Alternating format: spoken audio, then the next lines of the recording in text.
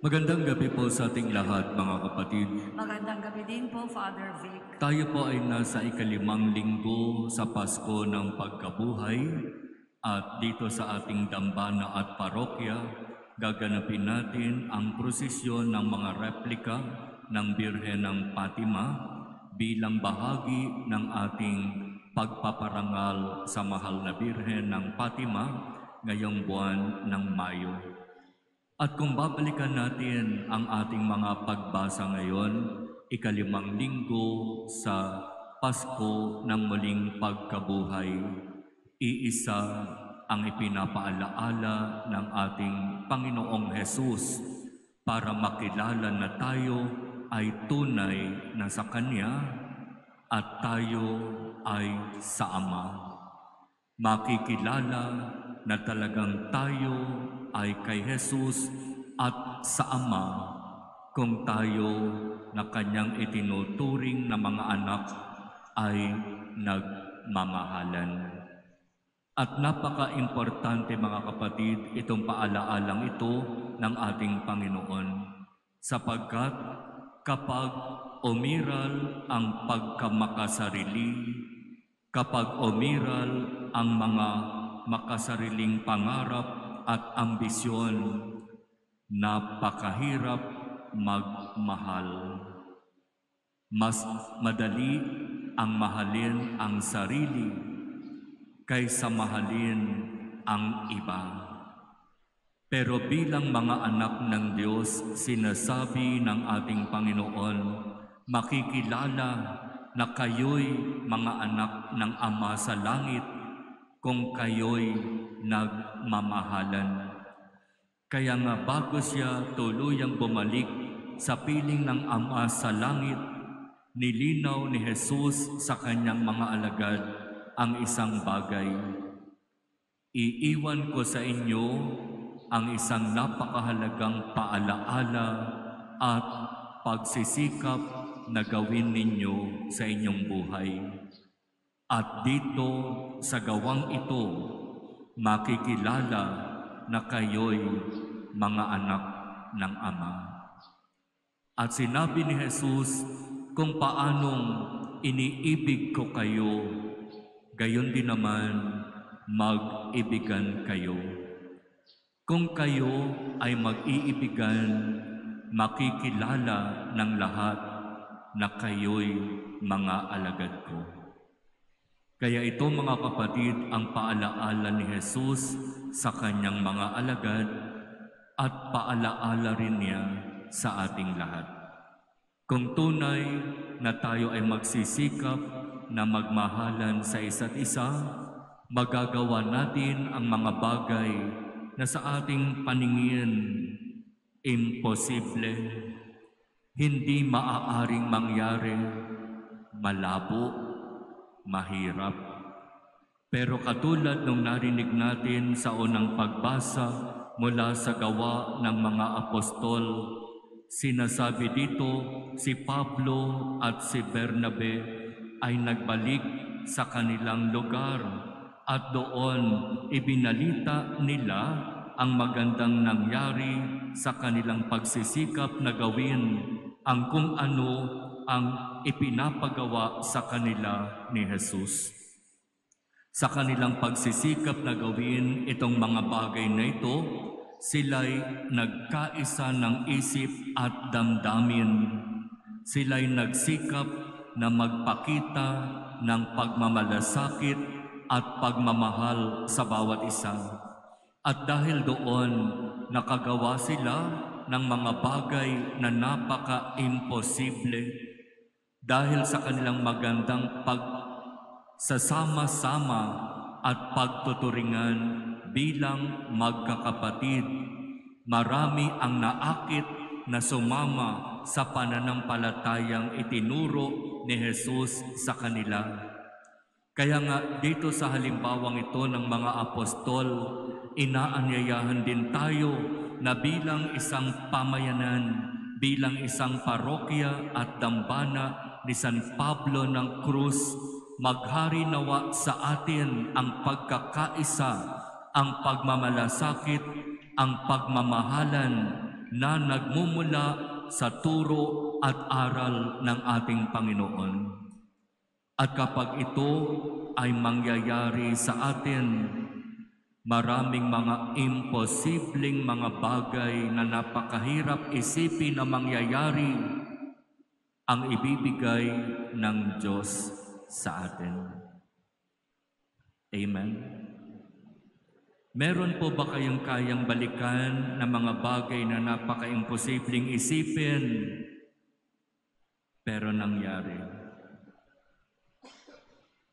Alam niyo po ba dito sa ating dambana at parokya ni San Pablo ng Cruz, sa pagdiriwang natin ng kapistahan ng mahal na Birhen ng Fatima ng Marikina, ang ating ikalawang patrona, ibinigay ng Diyos ang malinaw na sagot sa ating kahilingan, sa ating petisyon.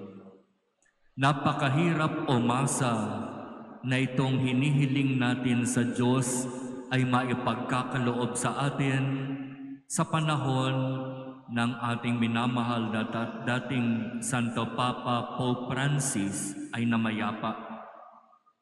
At napakahirap isipin na sa halos ilang linggo pa lang o ilang araw pa lamang na pamumuno ng ating bagong Santo Papa, Pope Leo XIV, maipagkakaloob ng Diyos sa atin ang malaking karangalan, biyaya at pagpapala. At ano ba yon? Kung kayo po ay nagsimba noong May 13, pagdiriwang natin ng piyesta ng Our Lady of Fatima de Marikina, reenactment ng canonical coronation of that same image, around 4:30 p.m., nag-email si Bishop Ruperto sa akin.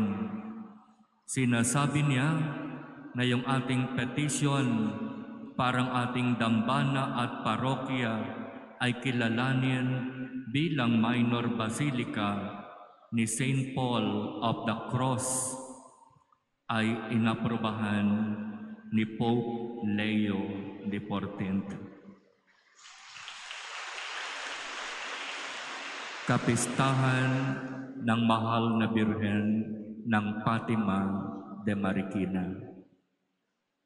Sa panahon na napakahirap umasa, na napakahirap magintay kasi namatay ang dating Santo Papa Pope Francis, para bang sa isip ko mukhang matatagalan ang magiging desisyon. Sa pagpasok ng bagong Santo Papa Pope Leo XIV, iniisip ko baka hold na muna ang kanyang maging desisyon sa mga ipinapakiusap na ma-submit na mga petition sa kanila. Pero iba, kumilos ang Diyos. Iba kapag ang komunidad ay nagkaisa sa pananalangin. Iba kapag ginusto ng Diyos. Kahit na sino pa ang kumontra, kahit marami pa ang magsabi ng kung ano-anong mga walang katotohanang mga pananalita, mangingibabaw at mangingibabaw ang napakagandang plano at pagpapala mula sa Diyos. Kaya pinabati natin ang bawat isa dito sa ating dambana at parokya ni San Pablo ng Cruz. Tayo ay kinikilala ng simbahan, lalo na ng Santo Papa bilang minor basilica. Ibig sabihin itong ating dambana at parokya ay itinuturing na isa sa mga simbahan ng Santo Papa. Kaya paghahandaan natin mga kapatid ang official declaration para tayo ay maging official na kinikilala bilang minor basilica. At marami yung magiging paghahanda, physical na paghahanda, espiritual na paghahanda upang ang biyaya at pagpapala ng Diyos ay tunay nating makamit. Kasama na rin yung mga deboto mula sa iba't ibang lugar, sa iba't ibang mga simbahan at maging sa ibang bansa. Kung inyong babalikan mga kapatid, nung ang simbahang ito ay ginagawa sa panahon ni Father Amard, marami ang tumulong para ang simbahan na ito ay matapos. Maging ang mga kapatid at kamag-anak at kaibigan ninyo abroad ay tumulong at nakiisa sa napakagandang pangarap at layunin na yon. At ipinagkaloob ng Diyos itong simbahan na ito para maging dambana at parokya ni San Pablo ng Cruz. At sa kanyang biyaya, maging minor basilica. Kaya ito ay isang napakalaking karangalan mga kapatid para sa ating dambana at parokya, para sa ating diocese ng Antipolo, at nawa patuloy na maging daluyan ng biyaya at pagpapala ang ating dambana. Mahal na Birhen ng Fatima ng Marikina, ipanalangin mo kami. Amen.